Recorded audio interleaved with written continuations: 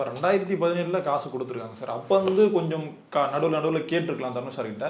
ஆனால் இப்போ ராயன் படம் ரிலீஸ் ஆகி ஒரு பெரிய வெற்றியை பெற்றிருக்கு. இந்த டைமில் போய் கேட்கும்போது எப்படி சார் கால் ஷீட் கொடுக்க முடியும்? 2020 வந்து இந்த படம் அவர் கமிட் ஆகுறாரு. யார்? ராயன் படம். ஓகே. 50 கோடி ரூபா ஃபஸ்ட் காப்பியில் இந்த படத்தை பண்ணுறாரு அவர். அப்போ தனுஷுடைய சம்பளம் வந்து 12 கோடி ரூபா. அப்போ 50 கோடிக்குள்ளே நான் அந்த படத்தை முடிச்சு கொடுத்துட்றேன் சார்னா அன்னைக்கே எஸ்ஜே சூர்யாவையும் ஏஆர் ரகுமானையும் இப்போ பிரகாஷ் ராஜையும் கமிட் பண்ணியிருக்காரு. துஷாரா விஜயன் வேணா இப்போ பண்ணியிருக்கலாம், மற்ற எல்லாரையுமே அன்னைக்கு அவர் கமிட் பண்ணியிருக்கிறார். ஓகே. அப்போ இந்த படத்தை வந்து இன்றைக்கி அவர் சம்பளமே 50 கோடி, ஆனால் இந்த படத்தை 50 கோடியில் அவர் எடுத்து கொடுத்துட்டாரு. அநேகமாக 30 கோடியில் முடிச்சிருப்பார்.